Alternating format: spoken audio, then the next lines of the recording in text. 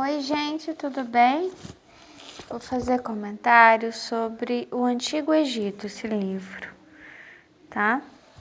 Tudo bem com vocês? Eu sou Melissa, sou cristã, autista, superdotada, uma pensadora.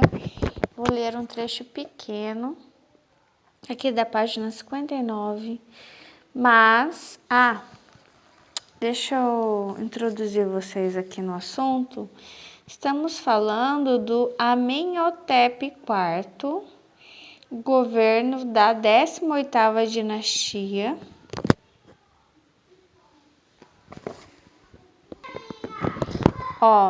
Amenhotep IV era um fanático religioso, um devoto. Era um homem fisicamente fraco.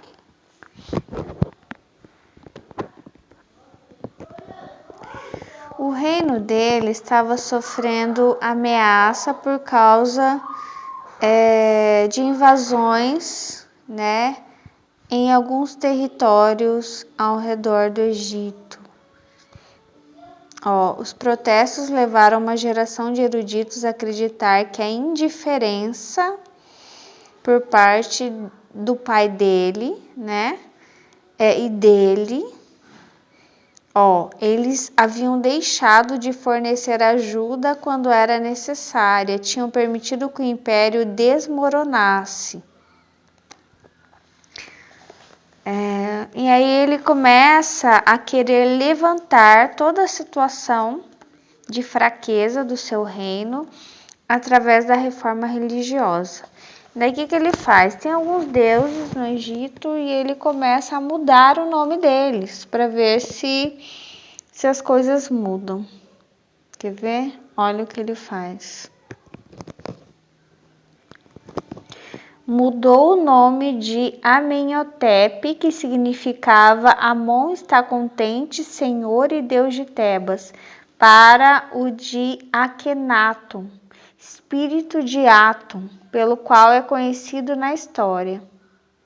A sua nova capital deu o nome de Akhetaton, o horizonte de Atum. Com o frenesi de um fanático, mandou que os seus agentes retirassem o nome e a imagem de Amon de todos os templos e túmulos e, em alguns lugares, apagassem as palavras os deuses. Parece que ele queria que houvesse um Deus só, que era esse Atum, Olha só. Ou Akhetaton, enfim. Mas, olha isso aqui que é importante. Mas Akhenaton não permitiu ao povo acesso direto ao Deus. Já ouviu falar sobre isso? Eu acho que sim. Olha de novo. Mas Akhenaton, eu acho que Akhenaton é o nome que ele se deu. Eu acho que Atum é o nome do Deus, Ele mudou de Amon para Atum. E já que ele se considerava um Deus, ele se colocou o nome de Akhenaton, Mas Akhenaton, que era o Amenhotep IV, não permitiu ao povo acesso direto ao Deus. Se ele e sua família rendiam culto a Atum, o povo devia prestar esse culto a ele, o rei Deus. Enfim, aqui fala que a revolução dele não deu certo. Mas isso me lembrou muito, o longo período em que os israelitas, os judeus, foram impedidos de terem acesso direto a Deus através da construção do tabernáculo, de todas aquelas regras. E só com Jesus se revela que, na verdade, Deus é um Deus direto. Deus, ele fala com todos, Então, até então, de alguma forma, os profetas,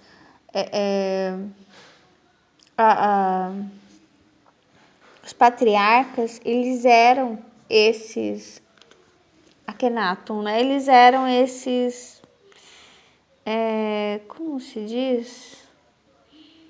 Como está escrito aqui? Rei Deus. Eles eram endeusados, eles eram idolatrados, então o povo ficava longe de Deus, o povo só ficava de uma forma passiva, esperando alguma coisa. Quando Moisés sobe o monte e o povo fica esperando, eles só esperam. Então o fato deles só esperarem faz com que eles comecem a pecar, né? A criar aquele bezerro de ouro. Agora eu entendo isso, que se eles entendessem que Deus falava diretamente com eles, eles não tinham pecado, entendeu?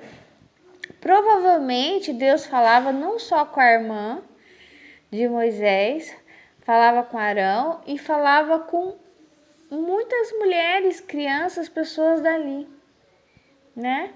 Só que eles não poderiam dizer isso, porque seriam castigados, né? Senão Moisés diria, você vai ficar doente, né? Jogaria uma praga, enfim.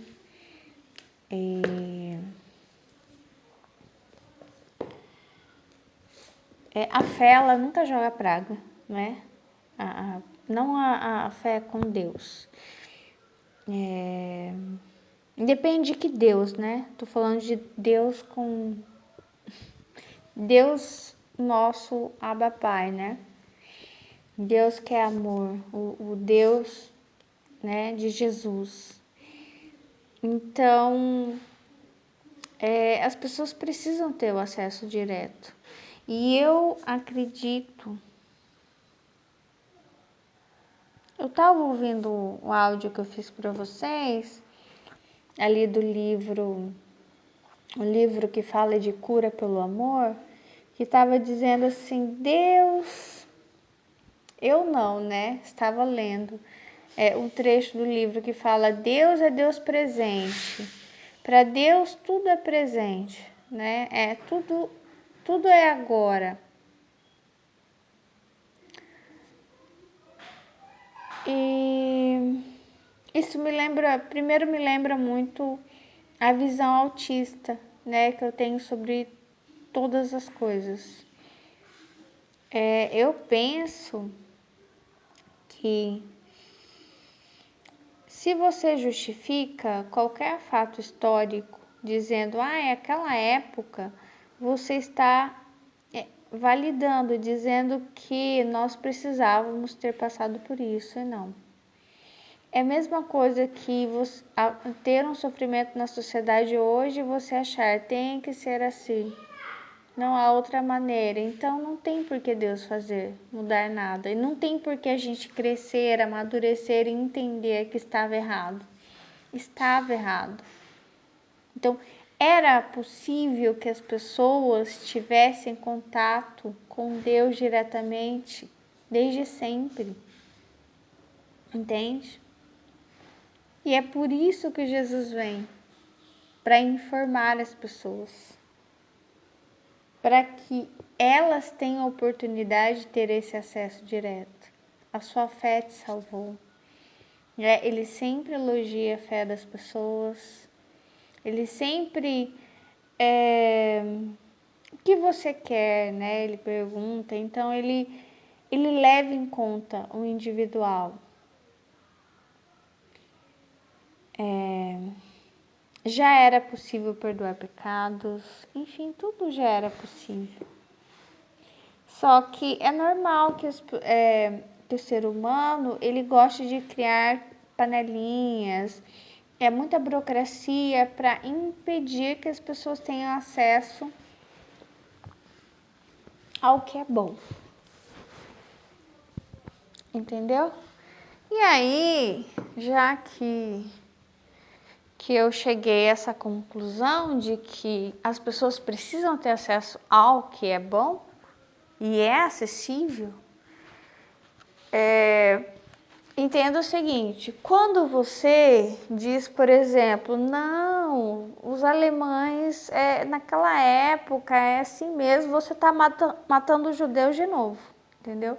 Quando você concorda, justifica com algum sofrimento, dizendo, ai, não tinha jeito, os portugueses tinham que escravizar, né, os índios, africanos, você tá ajudando. É como se, como fala, Deus tá acontecendo tudo agora. Então, a partir do momento, se você justifica, se você aceita, você está fazendo, eles estão sofrendo tudo de novo, entendeu? Porque de fato o tempo não existe. Então, mesma coisa, né? Hoje eu estava pensando hoje de manhã um pouco sobre a minha vida, né, pessoal, sobre essa questão de arrependimento, né? Não remorso, arrependimento. Se você fez alguma coisa errada no passado, para que você seja liberado, você precisa ter arrependimento, que é o que te libera do pecado e traz vida. Então você precisa reconhecer, eu errei. Perdão, Senhor. Você precisa, sabe? É a mesma coisa um fato histórico. Você precisa admitir foi errado. Quando você diz, por exemplo, que a lei do apedrejamento era correta, que era a vontade de Deus, você está matando todas aquelas pessoas de novo. Você está matando aquelas pessoas. Assim que eu acredito. Sucesso é ser feliz, porque nós precisamos ter acesso ao que é bom. As pessoas precisam ter acesso direto. Quando observo o estilo de vida da maioria das pessoas, percebo que o final do filme é sempre triste. Muita correria sem sentido, vida cheia de preocupações, falta de alegria e angústia. Pais que, mesmo amando os filhos, não conseguem transformá-los em adultos bem formados. Indivíduos que não conseguem transformar o carinho pela pessoa amada em relacionamento gratificante. Profissionais que não conseguem transformar seu talento em realizações produtivas. Gente rica agindo de modo mesquinho em relação ao próximo. Depois de minhas palestras, muitas pessoas me procuram para falar das pressões que sofrem. Geralmente elas perguntam: será que tudo isso está valendo a pena? A angústia tem sido uma companheira constante. Será que é preciso abrir mão de tudo para ser feliz? Não necessariamente. É possível as pessoas realizar todos os seus sonhos sem tanto sofrimento e criar um estilo de vida em que predomine o alto astral. O que conta não é tanto o que você faz, mas como você procura realizar suas metas. É isso que vai determinar a sua qualidade de vida. Quando o indivíduo tem compromisso com sua essência, a vida não se torna um fardo pesado de carregar. A maioria dos terapeutas afirma que as pessoas não costumam mergulhar dentro de si porque têm medo de encontrar um mundo de sombras, inveja, ressentimentos. Minha opinião é radicalmente oposta. Na verdade, as pessoas têm medo de olhar para dentro de si e encontrar beleza, luz e força. Muitas têm medo de ir até o tesouro escondido que há dentro delas e conferir suas riquezas. A vida das pessoas é a história de príncipes vivendo como mendigos. Mas como diz o ditado popular, quem nasce rei não perde a majestade. Por isso, um dia, inevitavelmente, todos tomam consciência de sua luz interior. Quando as pessoas descobrem a beleza que carregam na alma, logo se dão conta das infinitas possibilidades de transformação que podem realizar em suas vidas. Ao olhar para dentro de si e descobrir sua força, deixam de viver como escravas e imediatamente assumem sua grandeza, abrindo a porta da gaiola onde vivem e voando por todo o universo. Não tenha medo de ser você. Talvez os outros digam que você é egoísta, que só pensa em si mesmo, que antigamente fazia tudo para agradar e que agora mudou. Paciência, nem Cristo contentou a todos. Chegou a hora de assumir o comando de sua vida. Decidi escrever este livro ao ver tanta gente desperdiçando suas vidas e perceber que está na hora de acontecer a revolução da felicidade. Felicidade é como dieta. Todo mundo sabe o que tem de fazer para conseguir seu objetivo, mas a maioria não põe em prática esse conhecimento. Portanto, mais do que lhe apresentar novas informações sobre a vida, quero, com este livro, despertar sua motivação para que comece a cuidar um pouco melhor de você mesmo. Todos vão lucrar com isso. Olha que lindo! Eu achei incrível, né? Olha como ele se opõe ao consenso sórdido, né? A pessoa não quer olhar dentro de si porque tem um monstro, porque tem o ego, porque é uma pessoa muito egoísta, cheia de inveja, Não, a pessoa não quer olhar para dentro de si porque tem um tesouro lá dentro, né? E a pessoa tem medo de ser feliz, por isso não quer olhar lá dentro, tem medo de encontrar Deus lá dentro. E Deus é muito bom e parece que a gente fica com medo das coisas boas. E o sentimento que eu trouxe para vocês que Deus está falando é medo, eu tenho medo, eu tenho medo de olhar para dentro e descobrir que tem tanta coisa boa, sabe, que eu gostaria de viver, de realizar, de compartilhar com as pessoas. Eu tenho medo de descobrir que eu sou uma pessoa boa, que eu preciso de mim, sabe, que eu preciso me cuidar e que eu valho a pena, sabe, eu valho a pena, eu tenho valor. Eu tenho medo de descobrir isso, que eu deveria me valorizar mais, que eu deveria ser mais feliz, eu deveria me abraçar mais, me validar mais, e que eu deveria também fazer isso pelas pessoas. Como eu disse para vocês, já era possível antes. Já era possível você ser mais feliz antes, sabe? Já era possível você ter se arrependido antes, né? Hoje de manhã eu estava pensando nos meus arrependimentos, o que eu teria feito diferente. Já era possível ter feito antes, mas não fez. Mas é preciso ter esse reconhecimento. Era possível? Era. Mas eu não consegui, tudo bem. Então faça agora, há uma luz dentro de você, entendeu? E ninguém, tem duas posições. Tem a posição de que você pega a pessoa que errou, põe no meio da praça, você vai pegar na mão dessa pessoa, vai pôr, aí é teu lugar. Agora eu vou pegar um montinho de pedras. Eu fiz uma vídeo performance com as pedrinhas. Eu lembrei agora, eu fiz. Nossa, faz tempo, hein?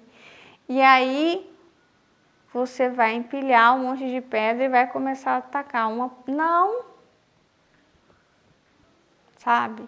Eu sei que você já fez isso, todo mundo, todos de nós já fizemos isso, né? Já falamos. Aliás, foi uma das coisas que eu estava falando com Deus, tanto me arrependendo das partes em que eu fui me sentir vítima, quanto das partes que eu errei também, né? Então, não, já era possível a gente ter tratado melhor as pessoas, a gente ter amado mais as pessoas, a gente ter perdoado as pessoas, mas tudo bem, mas a gente precisa reconhecer. Tanto quanto alguém pegou você pelo braço, te levou até o meio da praça, né? E você sentiu, agora vai começar. Olha, eles estão empilhando as pedras, depois eles vão começar. Não, já é possível te perdoar, entendeu? Já é possível que você seja perdoado.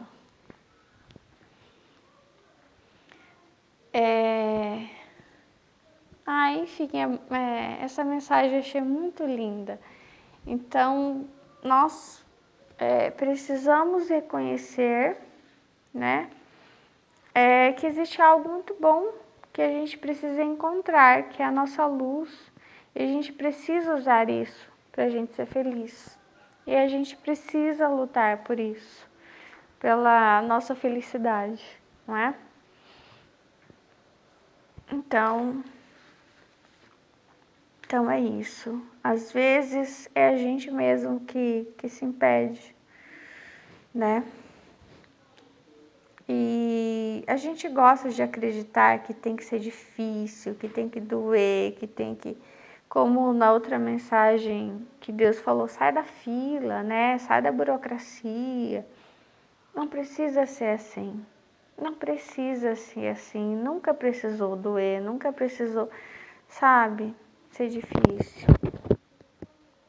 Tchau. Qualquer coisa, se estiver doendo, se precisar de alguma coisa, chama, fala, vem Jesus, me ajuda aqui, não estou conseguindo. Chama que Ele te ajuda. Tchau.